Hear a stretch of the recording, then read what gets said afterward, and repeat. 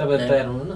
किन तयार नहुनु? अब यो चाहिँ हामी अब चाहिँ हामी नयाँ पुस्ताको चाहिँ साथीहरूले चाहिँ पुस्तान्तरण गर्छ भने किन तयार नहुनु? सबै तयार हुनुहुन्छ नि। जस्तै अब हाम्रो काङ्ग्रेसमै भन्ने हो भने चाहिँ नयाँ पुस्ताको चाहिँ साथीहरू धेरैजना हुनुहुन्छ। अब त्यसले गर्दाखेरि धेरै चाहिँ राम्रो चाहिँ नेता, नयाँ पुस्ताको नेताहरू हुनुहुन्छ। तर उहाँहरूले पनि आँट गर्नु पऱ्यो नि, होइन? तर प्रधानमन्त्रीले चाहिँ यो संहिता नै गलत हो भन्यो भने त उहाँको चाहिँ सोचै गलत हो। किनभने त्यही चाहिँ संहिताको चाहिँ व्यवस्थाले गर्दाखेरि चाहिँ प्रधानमन्त्री उहाँ चयन हुनुभएको छ, होइन? सङ्घीय सरकारको चाहिँ उहाँ प्रधानमन्त्री हुनुभएको छ त्यो संहिताकै कारणले। र यो चाहिँ यो अहिलेको संविधानको कारणले उहाँ प्रधानमन्त्री हुनुभएको छ। यही प्रक्रिया गलत हो भने त उहाँले चाहिँ यदि चाहिँ यो चाहिँ उहाँको चाहिँ अभिव्यक्ति हो भने उहाँले प्रधानमन्त्री भएर बसिराख्नु पर्ने चाहिँ नैतिकताले उहाँले दिँदैन। यो संहिता नै खराब हो, संहिता नै चाहिँ चाहिँदैन भन्ने कुरा चाहिँ गलत हो। संहिता ठिक छ, तर के त भन्दाखेरि कार्यान्वयन पक्ष चाहिँ कमजोर हो, यो भन्न चाहिँ मिल्यो। किनभने कार्यान्वयन पक्ष अहिले नै तत्कालै फेरि नेपालीहरूले के त भन्दाखेरि हामी एउटा धैर्य गर्न नसक्नुको चाहिँ हाम्रो कुरा, एउटा धैर्य गर्न सक्नुपर्ने कुरा पनि छ। तर के हो भन्दाखेरि अहिले सरकारको गतिविधि देख्दाखेरि, सरकारको चाहिँ यो अधिनायकवाद देख्दाखेरि, अनि सरकारले गरेको चाहिँ कुनीतिहरू, अनि सरकारले गरेको भ्रष्टाचारको कुराहरू, सरकारले गरेको चाहिँ नियमितताको कुराहरूलाई चाहिँ हेर्ने हो भने हेरेर चाहिँ के त भन्दाखेरि जनताले के हो त भन्दाखेरि राजा नै ठिक रहेछ, यो चाहिँ संहिता नै गलत रहेछ भन्ने कुराको चाहिँ अहिले व्याख्या गर्न थालेका हुन्। तर के हो त भन्दाखेरि संहिता चाहिँ त्यो होइन। संहिता चाहिँ ठिक छ, संहिताले जुन अहिले जुन संविधानले व्यवस्था गरे अनुरूपको चाहिँ सरकारले चाहिँ कार्यान्वयन गर्दै जानुहुने संहिता ठिक छ। संहिता ठिक छ पनि, र कारणले गर्दा प्रदेश सरकारलाई बारम्बार सदनबाट यो चाहिँ अलिकति प्रदेश सरकार देखिने गरी कामहरू गर्नु पर्यो भन्ने कुरा चाहिँ हामीले उठाइरहेका हौँ। र यो बिजनेस दिन नसक्नु प्रदेश सरकारको कमजोरी हो। र यो चाहिँ बिजनेसलाई चाहिँ अब यो चाहिँ सदनलाई चाहिँ सुचारू गर्न नसक्नु सभामुखको कमजोरी हो। चितवनदेखि उता चाहिँ नवलपरासी, पर्सादेखि नवलपरासी चाहिँ मकवानपुरसम्म फैलाएर चाहिँ फाइनेन्सियल सिटी बनाउनुपर्छ। त्यो फाइनेन्सियल सिटी किन बनाउनु पर्छ भनेर मैले उहाँलाई हिसाब पनि गरेर देखाएको थिएँ। किनभने त्यो चाहिँ बोर्डर लाइन भएको हुनाले, इन्डियाको बोर्डर लाइन भनेको बिहारमा चाहिँ लाखौँ करोडौँ जनता छन्, करोडौँ चाहिँ बस्ती चाहिँ मानिसको बस्ती भएको चाहिँ बिहारका मान्छेले चितवनलाई चाइनाको मार्केट, लोकल मार्केट बनाउन सक्छ। दिल्ली पैसा हामी इन्डियाको पैसा चाहिँ नेपालमा भित्राउन सक्छ। त्यसले गर्दाखेरि यसलाई चाहिँ एउटा कन्सेप्ट बनाएर फाइनेन्सियल सिटी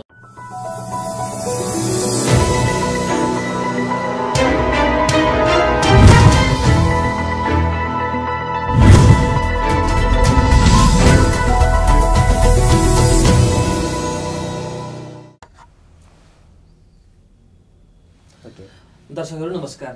आज मुलानी खबरको सुपर टकमा हामीसँग हुनुहुन्छ नेपाली कङ्ग्रेसका बागमती प्रदेश सांसद प्रभात लामा। उहाँ रसुवा 1बाट प्रतिनिधित्व गर्नुहुन्छ।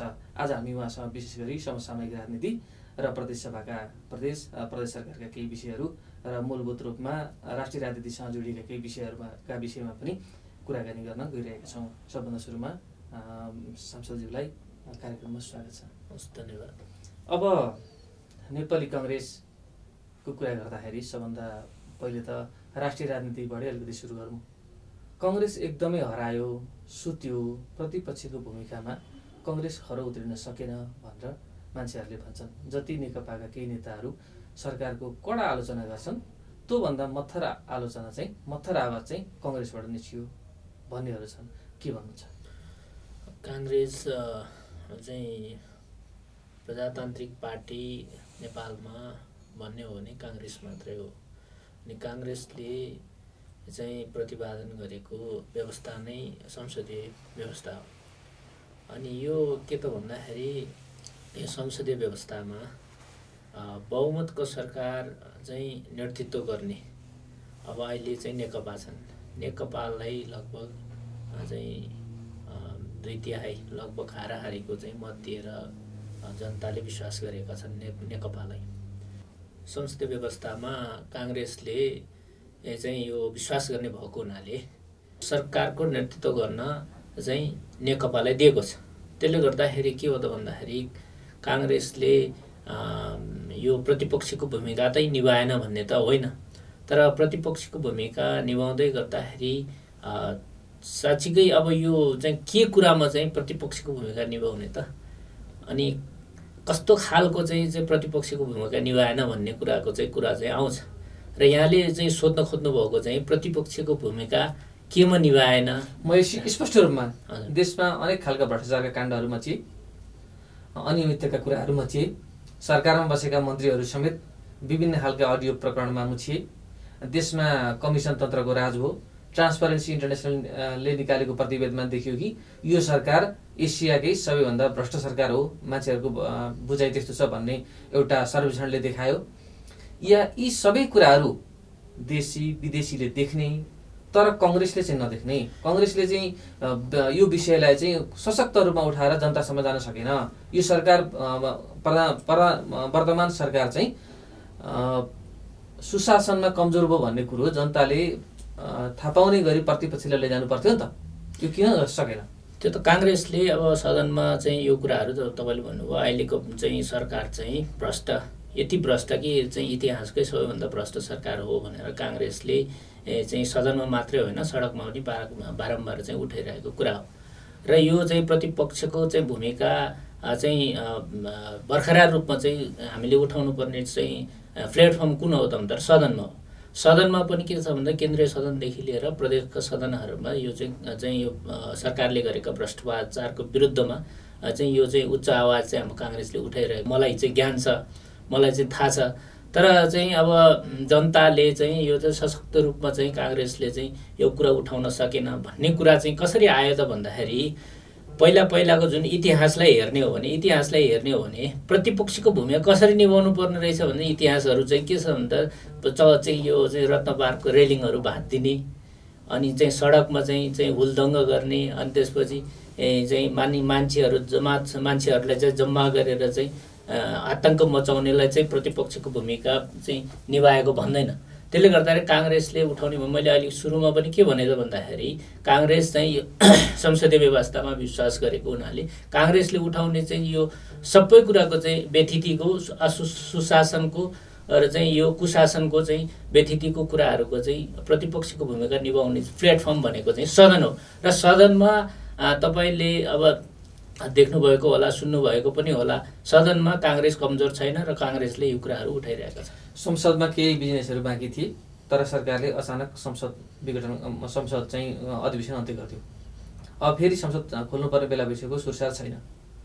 अनि अब यो म केन्द्रको कुरा गर्दैछु, प्रदेशमा पनि म एकछिनमा आउँछु। त्यसपछि अर्कोतर्फ के भयो भने एउटै प्रकरणमा विजय कुमार गच्छीदार विरुद्ध मुद्दा दर्ता भयो, ललिता निवासको जग्गा प्रकरणमा। तर त्यही जग्गासँग जोडिएका नेकपाका नेताहरूलाई चाहिँ गङ्गाजल छर्किने काम भयो। काङ्ग्रेस कहाँ छ? त्यही त भन्दैछु त, यो तपाईँले यो सरकार चाहिँ अधिनायकवादतिर उन्मुख छ र मान्छेलाई छानी कारवाही गर्ने, मान्छेलाई चाहिँ यो चाहिँ यो आफ्नो पक्षका त आफ्नो पार्टीमा चाहिँ आबद्ध भएकाहरूलाई चाहिँ उन्मुक्ति दिने र यो चाहिँ नेकपा चाहिँ के त भन्दाखेरि अधिनायकवादतिर उन्मुख भयो। त्यसले गर्दाखेरि काङ्ग्रेसले यो कुराहरूलाई चाहिँ उठाइरहेका पनि छन्। तर के त भन्दाखेरि विगत केही दिनदेखि चाहिँ यो चाहिँ नेकपाको चाहिँ पार्टीको चाहिँ आन्तरिक किचलोको कारणले गर्दाखेरि सदनहरू जस्तै अब केन्द्रीय सदनदेखि लिएर चाहिँ प्रदेशका सदनहरू सबै बन्द छन्। र काङ्ग्रेसले पनि के त भन्दाखेरि यो चाहिँ कोभिड-19को चाहिँ त्यस्तो महामारीमा पनि एउटा चाहिँ देशको एउटा सर्वोच्च निकाय भनौँ यो सदनलाई, सरकारलाई पनि निर्देशन गर्ने छ नि, सदनहरू चाहिँ बन्द गरेर चाहिँ सरकारले चाहिँ राखिएको छ। र यो चाहिँ राम्रो भएन भनेर चाहिँ काङ्ग्रेसका चाहिँ नेताहरू र मैले पनि स्वयं चाहिँ के त भन्दाखेरि सभामुखसँग पनि मैले अस्ति एउटा चाहिँ हाम्रो चाहिँ यो चाहिँ वेबिनार बैठकमा पनि मैले चाहिँ अनुरोध गरेको थिएँ, सदन चाहिँ चालु गर्नुपर्छ। किनभने अहिले चाहिँ मानिसहरू चाहिँ यो कोरोनाको कारणले गर्दाखेरि आहत छन्, एकदम आजित छन्, धेरै मानिसहरू चाहिँ मरिरहेका छन् र अप्ठ्यारोमा छन्। र त्यो कुराहरू चाहिँ हामीले कहाँ उठाउने त भन्दाखेरि सडकमा उठाएर त कराएर त भएन, मैले सडकमा कराएर पनि भएन, मैले तपाईँको यो चाहिँ मिडिया मार्फत मात्रै चाहिँ उठाएर पनि भएन। त्यो कुराहरू चाहिँ कहाँबाट उठाउनु पर्ने हो त भन्दाखेरि सदन हो। त्यसले गर्दाखेरि सदनले सुचारू गर्नुपर्छ भन्ने कुराहरू चाहिँ काङ्ग्रेसले उठाइरहेका छन्। र काङ्ग्रेस मलाई लाग्छ काङ्ग्रेसले प्रतिपक्षको भूमिका चाहिँ त्यति कमजोर भएको जस्तो मलाई तपाईँले के भन्नुभयो भने नेकपाभित्रको गुटका कुरा गर्नुभयो, तर कङ्ग्रेस कमजोर भएको त कङ्ग्रेसको गुटको कारणले हो नि। काङ्ग्रेसभित्रको जुन गुट छ, काङ्ग्रेसमा त दुईटा मात्रै होइन, तिनवटा मात्रै होइन, घरै पछि शक्ति केन्द्र बनेका छन्। मान्छेहरूको हरेक ठाउँमा गुटहरू छ, त्यो गुटले गर्दाखेरि काङ्ग्रेस कमजोर भयो। आज नेकपाको गुटको कुरा तपाईँले भन्नुभयो, तर कङ्ग्रेस कमजोर भएको त गुटले भन्छन्, कङ्ग्रेसकै समस्या हो त्यो। यो विषयमा के छ?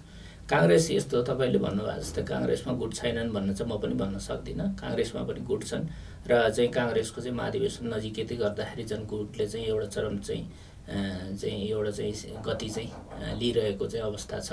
त्यसले गर्दाखेरि काङ्ग्रेस मेरो चाहिँ अब यो काङ्ग्रेसका नेताहरूलाई पनि तपाईँको चाहिँ टिम चाहिँ यो मिडिया मार्फत चाहिँ के सुझाव दिन्छु भने, गुट भने चाहिँ कस्तो पनि गुट हुन्छ भने चाहिँ गुट हुँदैमा नराम्रो कुरो चाहिँ होइन। किनभने प्रतिस्पर्धामा जाँदाखेरि एउटा गुट, दुईवटा गुट, चारवटा गुट पनि हुनसक्छ। तर यो चाहिँ आन्तरिक प्रतिस्पर्धा, आन्तरिक चाहिँ यो चाहिँ निर्वाचनको प्रतिस्पर्धामा गुट हुनु चाहिँ नराम्रो कुरा चाहिँ त होइन। तर के त भन्दाखेरि गुट हुँदाखेरि यो चाहिँ अस्वस्थ प्रतिस्पर्धाको हिसाबले चाहिँ विधानलाई पनि कुल्चिएर विधानलाई पनि चाहिँ लत्याएर चाहिँ गुटले चाहिँ एउटा चाहिँ आफ्नो चाहिँ स्वार्थपूर्ति गर्नको लागि त्यसरी चाहिँ कारबाही चाहिँ अगाडि बढ्यो भने त्यो चाहिँ नराम्रो कुरा हो। तर गुट हुँदैमा नराम्रो कुरा चाहिँ त होइन। एक समय के भनियो भने सङ्घीय संरचनामा गइसकेपछि त्यो व्यवस्थापन मिलाउनका लागि समयमा महाधिवेशन गर्न सकिँदैन भनेर समय लम्ब्याइयो। फेरि अब कोभिडको महामारी आयो, कोभिडले गर्दाखेरि समयमा महाधिवेशन गर्न पाइँदैन भनेर फेरि एक्सटेन्ड गर्ने, आफ्नो आयु आफै बढाउँदै लैजाने यो स्थितिले काङ्ग्रेस सशक्त पार्टी भएर बन्छ। अनि यो त समयमा चाहिँ अधिवेशन गर्नुपर्ने हो। यो समयमा अधिवेशन चाहिँ गर्न नसक्नु चाहिँ नेतृत्वको कमजोरी हो। त्यो म आफू स्वीकार्छु पनि र चाहिँ नेतृत्वलाई यो म सुझाव पनि दिन्छु। यो चाहिँ समयमा चाहिँ अधिवेशन चाहिँ गर्नुपर्छ। तर पछिल्लो समयमा यो अहिले जुन कोरोनाको कारणले सरेको कुरा चाहिँ के त भन्दाखेरि काङ्ग्रेसका नेतृत्वलाई पनि दोष दिने ठाउँ छैन र कसैले पनि दोष दिने ठाउँ छैन। यो अहिलेको जुन महामारीको चाहिँ परिस्थितिमा चाहिँ हुन नसकेको हो। त्यसको यो चाहिँ के त भन्दाखेरि कोभिडकै कारणले अलिकति उता सर्नु पर्यो हो। तर एउटा समय कोभिड भने पनि ठुल्ठुला जुलुस आयोजना गर्न थालिसकेको छ, काङ्ग्रेसले मास निकाल्न थालिसकेको छ। अनि अब कोभिडलाई देखाउन मिल्यो होइन। कोभिड अब कस्तो छ भने चाहिँ सरकारले तपाईँले अघि भन्नुभयो नि, सरकारको विरुद्धमा र सरकारको अधिनायकताको चाहिँ विरुद्धमा, सरकारको कुशासनको विरुद्धमा, सरकारको भ्रष्टाचारको विरुद्धमा काङ्ग्रेस किन चुप लाग्यो भनेर चाहिँ तपाईँले आफैले मलाई प्रश्न गर्नुभयो। फेरि अहिले के भन्नुभयो त भन्दाखेरि चाहिँ ठुला आयोजनाहरू चाहिँ जुलुसहरू गर्न थाल्यो भन्ने हो। त्यही सरकारको अधिनायकवाद चरम सीमामा पुगिसकेपछि काङ्ग्रेस चुप लाएर बस्न नसकेर बाध्यात्मक रूपमा चाहिँ योहरू चाहिँ मैले भन्न खोजेको पनि त्यही हो कि तपाईँहरूको महाधिवेशनका लागि चाहिँ कोभिड देखियो, कोभिडका कारणले गर्दाखेरि महाधिवेशन चाहिँ सर्ने, तर जुलुस गर्दा चाहिँ कोभिड नसर्ने, यो किन भइरहेको छ भन्ने मेरो प्रश्न हो। यो मैले सरकार भने नि, मैले सरकारले चाहिँ अति पनि चाहिँ अति गर्न थालिसकेपछि सरकारको चाहिँ विरुद्धमा चाहिँ चुप लागेर बस्न सकेन। त्यो कारणले गर्दाखेरि काङ्ग्रेसले जुन अहिले चाहिँ अब यो अस्तिको जुन पनि घटना एउटा छ, त्यो घटनाको विरुद्धमा पनि काङ्ग्रेस चाहिँ उठ्नु परेको कारण चाहिँ यो सरकारले अति गर्न थालेर चाहिँ उठेको हो। र काङ्ग्रेसको महाधिवेशनको विषयमा तपाईँको चाहिँ समयमा हुन्छ। किनभने काङ्ग्रेसको महाधिवेशन भदौ अब आउने चाहिँ 78 सालको भदौसम्म चाहिँ अन्तिम बात हो। त्यो बेलासम्म चाहिँ यो काङ्ग्रेसले चाहिँ कुनै पनि हालतमा संविधानले चाहिँ व्यवस्था गरे बमोजिम कुनै पनि हालतमा चाहिँ यो महाधिवेशन गर्नुपर्छ र गर्छ पनि। एउटा कुरा कस्तो भने आज तपाईँ प्रदेश सभाको सांसद हुनुहुन्छ, तर एउटा युवा नेता भएको हिसाबले एउटा तपाईँको आफ्नै राजनीतिक क्रियाशीलता छ, जसले गर्दाखेरि तपाईँ भोलिका दिनमा केन्द्रीय राजनीतिमा अथवा राष्ट्रिय राजनीतिमा पनि तपाईँको स्पेस सुरक्षित छ भन्नेहरू मान्छेहरू धेरै छन्। अब विषय कस्तो भने कङ्ग्रेसमा अहिले जति नेताहरू छन्, प्रभावशाली नेताहरू छन्, ती सबैले आफूलाई सभापति पदको उम्मेदवार हुँ भन्दै हिँड्नु भएको छ। भन्नु त अबको कङ्ग्रेसको सभापति को हुनसक्छ? शेरबहादुर देउवा, शेखर कोइराला, शशाङ्क कोइराला, विमलेन्द्र निधि को? यसो तपाईँले नाम लिनुभएका सबै चाहिँ नेताहरू चाहिँ सबै सभापति हुनलाई योग्य पनि हुनुहुन्छ र योग्य भएको कारणले उहाँहरू सबै सभापति हुन सक्नुहुन्छ। र के हो त भन्दाखेरि काङ्ग्रेसको सभापति मात्रै हुन ठुलो कुरा होइन। काङ्ग्रेसलाई चाहिँ एउटा चाहिँ सुव्यवस्थित तरिकाले चाहिँ हिँडाउन चाहिँ मुख्य कुरा हो। त्यसले गर्दाखेरि तपाईँले नाम लिनुभएका शेरबहादुर दाइदेखि लिएर चाहिँ शशाङ्क कोइराला, शेखर कोइराला, प्रकाशमान सिंह, अनि विमलेन्द्र निधि चाहिँ अहिले अनि चाहिँ कृष्णप्रसाद सिटौला, अहिले चाहिँ सिनमा देखिएका चाहिँ रामचन्द्र पौडेल दाई सिनमा देखिएका चाहिँ सभापतिको क्यान्डिडेट यहाँले भन्नुभयो, उहाँहरू सबै योग्य हुनुहुन्छ र काङ्ग्रेसलाई चाहिँ आजसम्म पनि चाहिँ एउटा चाहिँ एकदमै सङ्घर्षरत रूपमा चाहिँ उहाँहरूले चाहिँ यो ठाउँमा ल्याउनु भएको उहाँहरूको योगदान पनि छ। त्यसले गर्दा उहाँहरू सबै योग्य हुनुहुन्छ र मैले अब मेरो आफ्नो व्यक्तिगत हिसाबले मैले यो सभापति हुन्छ, यो सभापति हुन लायकको छ भन्ने चाहिँ मैले भन्ने कुनै ठाउँै छैन, किनभने उहाँहरू सबै योग्य हुनुहुन्छ। गएको निर्वाचनमा काङ्ग्रेस नराम्रोसँग पछाडियो, त्यसपछि शेरबहादुर देउवा पटक पटक प्रधानमन्त्री बनिसक्नु भएको छ, सभापति बनिसक्नु भएको छ, अब उहाँलाई बिदा दिने बेला भएन? अब यस्तो राष्ट्रिय राजनीतिमा तपाईँको काङ्ग्रेस पछाडियो, शेरबहादुर दाइको नेतृत्वमा काङ्ग्रेस चाहिँ अब चाहिँ हार खेप्नु पर्यो भन्ने कुराले पनि तपाईँले कुरा उठाउन खोज्नु भयो होला। तर काङ्ग्रेसको नेतृत्वमा के त भन्दाखेरि राष्ट्रिय राजनीतिमा हेर्ने हो भने काङ्ग्रेसको चाहिँ नेतृत्वमा चाहिँ संविधान बने, काङ्ग्रेसको नेतृत्वमा 3वटा तहको चाहिँ निर्वाचन सम्पन्न भयो। यो काम त काङ्ग्रेसले गरेको छ नि, यो कुरा पनि त चाहिँ मिडियाले चाहिँ जनताले बुझ्नुपर्ने ठाउँ छ नि। त्यसले गर्दाखेरि काङ्ग्रेसले हो साँच्चै नै अब काङ्ग्रेस चाहिँ पछिल्लो समयमा निर्वाचनमा हार खानु पर्यो, त्यसको काङ्ग्रेसको केही कमजोरीहरू हुनसक्छ। तर के त भन्दाखेरि काङ्ग्रेसले चाहिँ राष्ट्रिय राजनीतिमा गरेको योगदानहरूलाई पनि जनताले बुझ्नुपर्छ र चाहिँ अर्को चाहिँ प्रतिपक्षका साथीहरूले पनि त्यो कुरो चाहिँ बुझ्नुपर्छ। अब भनेपछि तपाईँको हिसाबले शेरबहादुर देउवाले अहिले राजनीतिबाट कङ्ग्रेसबाट बिदा लिएर नयाँ पुस्तालाई दिनुपर्छ भन्ने तपाईँको मान्यता छैन? यस्तो शेरबहादुर दाइले नयाँ पुस्तालाई दिनुभयो त राम्रै कुरा हो, किनभने अब लामो समयसम्म चाहिँ एकैजनाले चाहिँ नेतृत्व गरिराख्दाखेरि चाहिँ के त भन्दाखेरि मान्छेले अर्को पनि चाहिँ नेतृत्व खोज्ने चाहिँ स्वाभाविक होला। तर मैले भने तपाईँलाई काङ्ग्रेस सिलिन्डर राखेर भए पनि चलेर होइन, शेरबहादुर दाइले चाहिँ काङ्ग्रेसलाई यो ठाउँमा चाहिँ ल्याएर चाहिँ यो अहिले चाहिँ हार खेप्नु पर्यो भन्ने दोष मात्रै होइन। मैले भने अघि शेरबहादुर दाइको नेतृत्वमा 3वटा तहको निर्वाचन पनि उहाँले सम्पन्न गर्नुभयो। आफूलाई हारेर पनि के त भन्दाखेरि राष्ट्रिय राजनीति बचाउनको लागि उहाँले चाहिँ निर्वाचन गर्नुभएको, त्यसलाई पनि त उहाँले मान्नुपर्छ। त्यसले गर्दाखेरि मेरो आफ्नो चाहिँ भ्यूमा शेरबहादुर दाइ हुनुपर्छ भन्ने पनि होइन, शेखर दाइ हुनुपर्छ भन्ने होइन, प्रकाशमान दाइ हुनुपर्छ, वीरेन्द्र भाइ, मेरो चाहिँ त्यस्तो चाहिँ मेरो आफ्नो होइन। तर के त भन्दाखेरि मैले एउटा मत दिने हो, म पनि महाधिवेशन प्रतिनिधिमा आएँ भने मैले एउटा मत दिने हो। तर मैले चाहिँ मेरो आफ्नो व्यक्तिगत मत दिने कुरामा चाहिँ मेरो चाहिँ आफ्नो मत चाहिँ के त भन्दाखेरि नयाँ पुस्तालाई पुस्तान्तरण गर्नुपर्छ भन्ने मेरो मत जान्छ। तपाईँ जस्तो जुझारु कङ्ग्रेसको नेता कार्यकर्ताले अब पनि खुलेर अब देश युवाले हाँक्छन् भनेर अगाडि आउन किन नसके? यो प्रश्न चाहिँ तपाईँहरूलाई के को आतंक छ, के को डर छ भन्नुहोस् त? मलाई व्यक्तिगत रूपमा भन्ने हो भने मलाई केहीको आतंक पनि छैन, केहीको डर पनि छैन र मैले बोल्दैमा मलाई चाहिँ सबै कुरा चाहिँ मलाई सिधाइदिन्छ भन्ने कुरा मेरो कुनै पनि मेरो चाहिँ के अरे दृष्टिकोणबाट कुनै पनि मेरो डर छैन। तर के हो त भन्दाखेरि नयाँ पुस्तालाई पुस्तान्तरण गर्नलाई पनि नयाँ पुस्ता पनि त तयार हुनु पर्यो नि। तपाईँ तयार हुनु न? किन तयार नहुनु? अब यो चाहिँ हामी हामी नयाँ पुस्ताका चाहिँ साथीहरूले चाहिँ पुस्तान्तरण गर्छ भने किन तयार नहुनु? सबै तयार हुनुहुन्छ नि। जस्तै अब हाम्रो काङ्ग्रेसमै भन्ने हो भने चाहिँ नयाँ पुस्ताका चाहिँ साथीहरू धेरैजना हुनुहुन्छ। अब त्यसले गर्दाखेरि धेरै चाहिँ राम्रो चाहिँ नेता नयाँ पुस्ताका नेताहरू हुनुहुन्छ र उहाँहरूले पनि आँट गर्नु पर्यो नि, होइन? नयाँ पुस्ताले पनि आँट गर्नु पर्यो, सभापतिको क्यान्डिडेट हुन आँट गर्नु पर्यो, उहाँले पनि लबिङ गर्नु पर्यो। उहाँले पनि अब जो मैले चाहिँ यो चाहिँ नेतृत्व गर्ने चाहिँ के अरे जिम्मा पाएँ भने म यो गर्छु भनेर चाहिँ उहाँले पनि आँट गर्नु पर्यो। त्यसले गर्दाखेरि त्यस्ता आँट चाहिँ अहिलेसम्म नगरेको। जस्तै गत महाधिवेशनमा 13औं महाधिवेशनमा गगन थापाले के गर्नुभयो त भन्दा महामन्त्रीको क्यान्डिडेट त उहाँ चाहिँ पदाधिकारीको आँट त गर्नुभयो नि। आँट गरेको कुरामा पनि नयाँ पुस्ताले के हो त भन्दाखेरि नयाँ पुस्ताले आँट गरेको कुराहरूलाई पनि नयाँ पुस्ताले चाहिँ अलिकति चाहिँ अगाडि चाहिँ लिएर फेस गर्न नसकेका कारणले गर्दाखेरि अब चाहिँ पुरानै पुस्ताले चाहिँ अहिले पार्टीलाई लिड गरिरहेको अवस्था हो। यो चाहिँ काङ्ग्रेसमा मात्रै होइन, नेकपामा पनि त्यही हो र अन्य पार्टीहरूमा पनि त्यही हो, नेकपा कङ्ग्रेसमा पनि त्यही हो। तर समस्या के हो भने यसले गर्दाखेरि देश पछाडि पर्यो कि देशले गति लिएन कि भन्ने चिन्ता हो। कस्तो भने नेपाली मात्रै होइन, सबै पार्टीहरूमा चाहिँ अक्सिजनको सिलिन्डर छेउमा राखेर भए पनि आफू नमरुन्जेलसम्म पद चाहिँ नछोड्यो। त्यो चाहिँ गलत हो। मैले त के त भन्दाखेरि महासमिति बेलामा पनि मैले त भनेको थिएँ।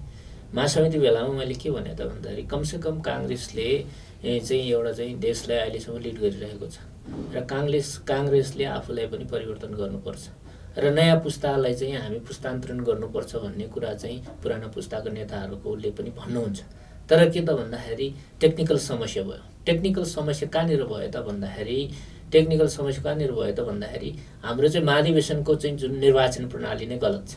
निर्वाचन प्रणालीलाई अलिकति सुधार गरेन भने, त्यो टेक्निकल कुरालाई सुधार गरेन भने नयाँ पुस्ताले चाहिँ नेतृत्व पाउँछ भन्ने कुरामा चाहिँ हामीले चाहिँ के हो त भन्दाखेरि एउटा चाहिँ दिउँसो नै दिवा सपना देख्नु हो।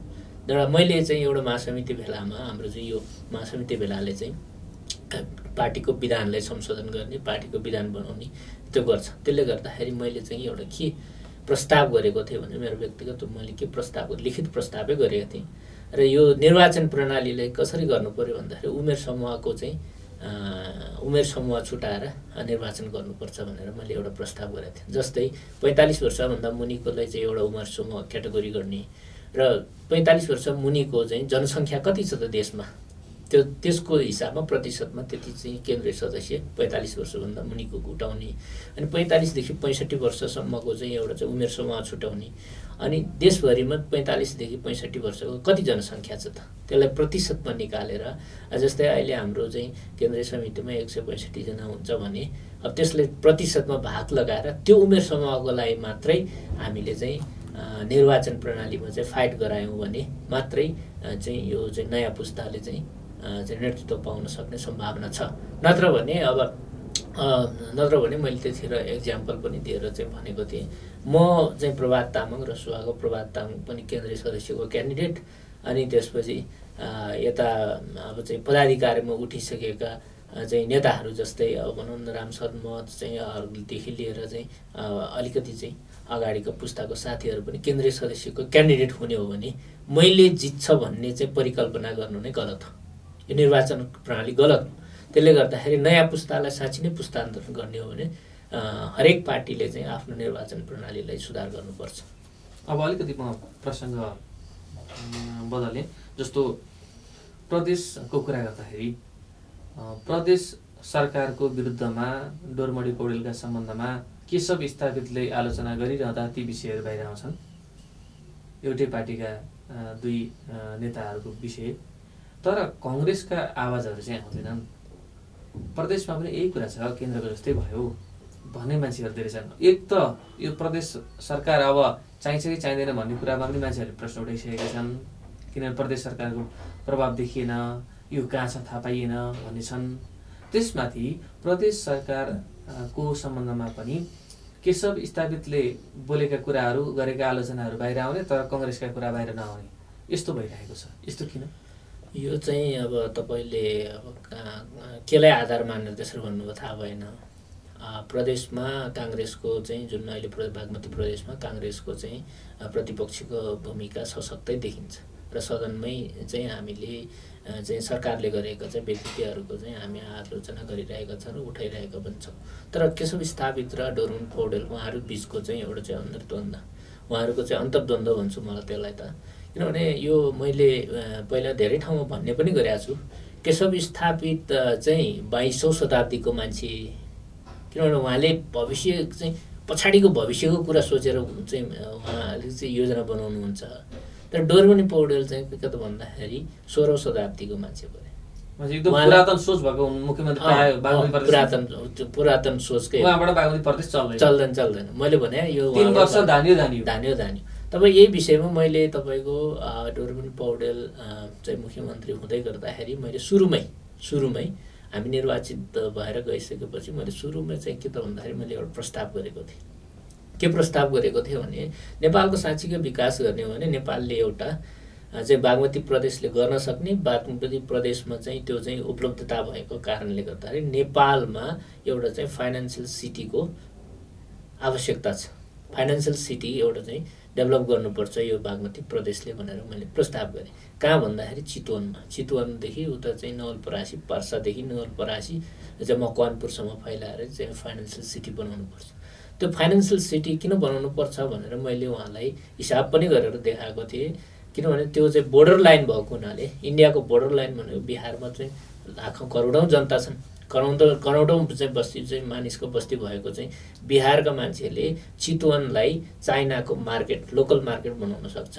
दिल्ली पैसा हामी इन्डियाको पैसा चाहिँ नेपालमा भित्राउन सक्छ। त्यसले गर्दाखेरि यसलाई चाहिँ एउटा कन्सेप्ट बनाएर फाइनेन्सियल सिटी बनाऊ भनेर मैले डोरमन पौडेल मेरो नेता हाम्रो दलको नेता इन्द्रबहादुर बानिया सहितको हामी दुईजनाले उहाँलाई प्रस्ताव गरेँ।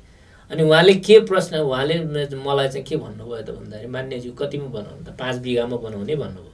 अनि 5 बिघा भन्ने कुरा त यति सानो मैले चाहिँ मन्त्रीज्यू के अरे मुख्यमन्त्रीज्यू मैले भने चाहिँ के त भन्दा फाइनान्सियल सिटीको कुरा गर्दैछु तपाईँ 5 बिघामा फाइनान्सियल सिटी बन्छ भन्न खोजेँ मैले के हो त भन्दा बन्छ सहर त्यो त 5 बिघामा बन्छ भनेर उहाँलाई मैले प्रश्न गरेँ। मैले भन्न खोजेँ के त भन्दाखेरि उहाँ पहिला चाहिँ उहाँसँग त्यो चाहिँ यो नयाँ आधुनिकीकरणको चाहिँ एउटा कन्सेप्ट छैन र केशव स्थापितमा चाहिँ के त भन्दाखेरि आजको कन्सेप्ट होइन कि उहाँले चाहिँ पछाडिको सोध्नु भएको छ, पछाडिको कन्सेप्ट ल्याउनु भएको छ। त्यो कुरा अहिलेको मान्छेले बुझ्दैन, अहिलेको मान्छेले बुझ्दैन। त्यसपछि उहाँहरूको दुईजनाको चाहिँ एउटा चाहिँ कार्यशैली र उहाँहरू दुईजनाको सोच नमिलेको चाहिँ द्वन्द्व आयो। द्वन्द्व आइसकेपछि उहाँहरू चाहिँ एउटा सरकारकै बिचमा चाहिँ द्वन्द्व आइसकेपछि उहाँ केशव स्थापितले उठाएको कुराहरूलाई अलिकति हाइलाइट गरेको हुनसक्छ। तर यसैले लिएर चाहिँ काङ्ग्रेसको चाहिँ प्रतिपक्षीको भूमिका कमजोर भन्न चाहिँ अलि मिल्दैन। अब प्रदेश सभा कहिले सुरु हुन्छ त? प्रदेश सभामा सरकारले बिजनेस दिएन भन्ने कुरा छ। अब काम नगरिकन संसद अधिवेशन चलाएर पनि भएन, यो विषयमा त्यो त प्रदेश सरकार चाहिँ तपाईँले अघि पनि भन्नुभयो भूमिका एकदम विहीनै भइरहेको चाहिँ अवस्था पनि हो। प्रदेश सरकार कहाँ छ भनेर खोज्नु पनि परिरहेको चाहिँ अवस्था चाहिँ यथार्थ कुरा हो। र हामीले काङ्ग्रेस प्रतिपक्ष भएको कारणले गर्दा प्रदेश सरकारलाई बारम्बार सदनबाट यो चाहिँ अलिकति प्रदेश सरकार देखिने गरी कामहरू गर्नु पर्यो भन्ने कुरा चाहिँ हामीले उठाइरहेका हौँ। र यो बिजनेस दिन नसक्नु प्रदेश सरकारको कमजोरी हो। र यो चाहिँ बिजनेसलाई चाहिँ अब यो चाहिँ सदनलाई चाहिँ सुचारू गर्न नसक्नु सभामुखको कमजोरी हो। सभामुखलाई मैले एउटा चाहिँ वेबिनार बैठकमा पनि मैले एउटा चाहिँ हाम्रो अस्ति भर्खरै भएको थियो उहाँलाई के भने त भन्दाखेरि यो कोभिड-19को चाहिँ यो चाहिँ महामारीको अवस्थामा पनि सदन बन्द गरेर राख्नु भनेको गैर जिम्मेवारी हो। त्यसले गर्दा सदन चाहिँ सुचारू गर्नुपर्छ भन्ने कुरा चाहिँ हामीले माग पनि राखेका छौँ। अब एकातिर मान्छेहरूले के भनिरहेछन् भने यो संहिता नै काम छैन, संहिता नै धरापमा पर्ने यस्तो कुराहरू मान्छे गरिरहेका छन्। अर्कोतिर सडकमा चाहिँ राजा आऊ देश बचाउका नाराहरू लागिरहेका छन्। अनि दलहरू चाहिँ यस्ता खालका खिचातानीमा रुमलिएका छन्। यो परिवर्तन गुम्ने खतरा अथवा उपलब्धि मान्ने हो भने उपलब्धि गुम्ने खतरा देख्नुहुन्न? यो संहिता नै खराब हो, संहिता नै चाहिँ चाहिँदैन भन्ने कुरा चाहिँ गलत हो। संहिता ठिक छ, तर के त भन्दाखेरि कार्यान्वयन पक्ष चाहिँ कमजोर भयो, यो भन्न चाहिँ मिल्यो। किनभने कार्यान्वयन पक्ष अहिले नै तत्कालै फेरि नेपालीहरूले के त भन्दाखेरि हामी एउटा धैर्य गर्न नसक्नुको चाहिँ हाम्रो कुरा, एउटा धैर्य गर्न सक्नुपर्ने कुरा पनि छ। तर के हो भन्दाखेरि अहिले सरकारको गतिविधि देख्दाखेरि, सरकारको चाहिँ यो अधिनायकवाद देख्दाखेरि, अनि सरकारले गरेको चाहिँ कुनीतिहरू, अनि सरकारले गरेको भ्रष्टाचारको कुराहरू, सरकारले गरेको चाहिँ नियमितताको कुराहरूलाई चाहिँ हेर्ने हो भने हेरेर चाहिँ के त भन्दाखेरि जनताले के हो त भन्दाखेरि अब राजा नै ठिक रहेछ, यो चाहिँ संहिता नै गलत रहेछ भन्ने कुराको चाहिँ अहिले व्याख्या गर्न थालेका हुन्। तर के हो त भन्दाखेरि संहिता चाहिँ त्यो होइन। संहिता चाहिँ ठिक छ, संहिताले जुन अहिले जुन संविधानले व्यवस्था गरे अनुरूपको चाहिँ सरकारले चाहिँ कार्यान्वयन गर्दै जानुहुने संहिता ठिक छ। संहिता ठिक छ पनि र संहिता नै धरापमा छ भन्ने कुरो चाहिँ गलत हो। हामी अब छिमेकी मुलुक भारतकै कुरा गर्दाखेरि 11 करोड 23 करोड जनसङ्ख्या भएका बिहार, उत्तर प्रदेश, मध्य प्रदेश जस्ता कतिवटा त्यहाँका प्रदेश छन्। त्यहाँ सरकार एउटा हुन्छ करोडौँ मान्छेको लागि। हाम्रो 3 करोड जनसङ्ख्या छ, त्यसमा हाम्रो 7वटा प्रदेश सरकार बनाएका छौँ। केन्द्रको सरकार समेत गर्दाखेरि 8वटा भयो। त्यहाँमाथि अहिलेका स्थानीय तह पनि सरकारै हो, सरकारै सरकार छन्, तर जनताले सरकार भेट्दैनन् भन्ने कुरा छ। त्यही त मैले भने सरकारले गरेको चाहिँ अनियमितता, सरकारले गरेको व्यतिथिको कारणले जनता आजित छन् र यो संहिताप्रति नै प्रश्न उठाएका छन्। त्यसले गर्दाखेरि सरकारले चाहिँ गति लिन नसक्नु सरकारकै कमजोरी हो। जसरी अब अहिले चाहिँ जनताले चाहिँ नेकपालाई चाहिँ पत्याएर चाहिँ 6वटा चाहिँ प्रदेश र चाहिँ सङ्घीय सरकार र अधिकभन्दा अधिक चाहिँ स्थानीय सरकारहरू पनि नेकपाले चाहिँ लिड गरिरहेको छ। त्यसले गर्दाखेरि यो सरकारको कमजोरी हो। यसलाई चाहिँ अब सरकारले पनि सुधारेर लानुपर्छ। यदि सरकारले यसलाई सुधार्न सकेन भने संहितामाथि प्रश्न चाहिँ उठिरहेको पनि छ, फेरि उठ्ने पनि छ। प्रधानमन्त्रीले त यो संहिता चाहिँ बाध्यतामा परेर स्वीकार गरिएको त भन्ने गर्नुभएको छ। त्यो नै गलत हो। प्रधानमन्त्रीको त्यो अभिव्यक्ति हो भने प्रधानमन्त्रीको त्यो पनि सोच गलत हो, त्यो चाहिँ गलत हो। किनभने त्यो हो भने प्रधानमन्त्री नै संहिताको विरोधी रहेछ भन्ने कुरा बुझ्यो नि त। यदि तपाईँले त्यो सुन्नुभएको हो भने मैले त प्रधानमन्त्रीको मुखबाट सुनेको छैन। तर प्रधानमन्त्रीले चाहिँ यो संहिता नै गलत हो भने त उहाँको चाहिँ सोचै गलत हो। किनभने त्यही चाहिँ सङ्घीयताको चाहिँ व्यवस्थाले गर्दाखेरि चाहिँ प्रधानमन्त्री उहाँ चयन हुनुभएको छ होइन। सङ्घीय सरकारको चाहिँ उहाँ प्रधानमन्त्री हुनुभएको छ त्यो सङ्घीयताकै कारणले, र यो चाहिँ यो अहिलेको संविधानको कारणले उहाँ प्रधानमन्त्री हुनुभएको छ। यही प्रक्रिया गलत हो भने त उहाँले चाहिँ यदि चाहिँ यो चाहिँ उहाँको चाहिँ अभिव्यक्ति हो भने उहाँले प्रधानमन्त्री भएर बसिराख्नु पर्ने चाहिँ नैतिकताले उहाँले दिँदैन। अब रसुवाको सांसद भएको हिसाबले अलिकति त्यहीँको विषय पनि जोडिहालेँ। केरुङ नाकाबाट जति सामानहरू जति ट्रकहरू यता आउनुपर्ने हो त्यो क्षमताभन्दा कम आयो, त्यसले गर्दाखेरि त्यहाँका ढुवानी व्यवसायहरू मर्कामा परे, तिब्बतसँग अथवा चिनसँगको आयात निर्यातको व्यापार प्रभावित भयो भन्ने कुराहरू व्यवसायीहरूले गरिरहेका छन्। रुवावासी छ एक किसिमले भन्ने भने, किनभने त्यहाँ धेरै दिनसम्म चाहिँ पारी तिब्बततिर चाहिँ आफ्नो सामानहरू अड्किरहेको कुराहरू छ। यस्तो कुरा सिन्धुपाल्चोकमा पनि नभएको होइन, तर तपाईँ रसुवाको सांसद भएको हिसाबले ती विषयहरू छन्। धेरै पटक पटक वार्ता भएको छ तर ती समस्या समाधान भएन। तपाईँहरूको भूमिका के? यो चाहिँ सरकारको चाहिँ सरकारले गर्नुपर्ने व्यवस्थाको कमजोरी हो। र सरकारले के त भन्दाखेरि गाडीहरू जस्तै कन्टेनरहरू त्यहाँ मालवाहकसँग चाहिँ गाडीहरू कन्टेनरहरू चाहिँ हाम्रो यो बोर्डरको चाहिँ नेपाल पक्षतिर नेपालतिर चाहिँ त्यति चाहिँ पार्किङ गर्ने क्षमताहरू छैन। त्यसले गर्दाखेरि अलिकति साँघुरो ठाउँ भएको हुनाले त्यो सरकारले व्यवस्था गर्न सकिरहेको छैन, सकेको पनि गरेको पनि छैन। त्यसले गर्दाखेरि सिधै केरुङमा चाहिँ गाडीहरू जान्छन् र केरुङमा यति तपाईँको केरुङ भन्ने ठाउँ चाहिँ अलिकति फराकिलो ठाउँ छ, त्यहाँ हजारौँ गाडी लाखौँ गाडी गए पनि त्यहाँ चाहिँ गाडीहरू चाहिँ पार्किङ गर्ने ठाउँ छ। तर के हो त भन्दाखेरि चाइनाबाट चाहिँ जुन इम्पोर्ट गर्न चाहिँ नेपालले इम्पोर्टहरू आउँछ र सीमित चाहिँ व्यापारीहरूको सामानहरू आउँछ र उहाँको पहुँच भएकोहरूलाई मात्रै चाहिँ यो गाडीमा चाहिँ लोड गर्ने चाहिँ अवस्था भएको हुनाले गाडी व्यवसायहरू चाहिँ मारमा परेको छन् र त्यो चाहिँ व्यवस्था सरकारले गर्नुपर्ने कुरा हो, तर सरकारले त्यो गरिरहेको छैन। अब अलिकति एउटा सपनाको कुरा पनि गरौँ। कस्तो भने प्रधानमन्त्री केपी शर्मा ओलीले रेलका कुरा गर्नुहुन्छ, हावाबाट बिजुलीका कुरा गर्नुहुन्छ, ग्यास पाइपका कुरा गर्नुहुन्छ, अनि यस्ता खालका धेरै तिलस्मी विकासका आश्वासनहरू दिनुहुन्छ।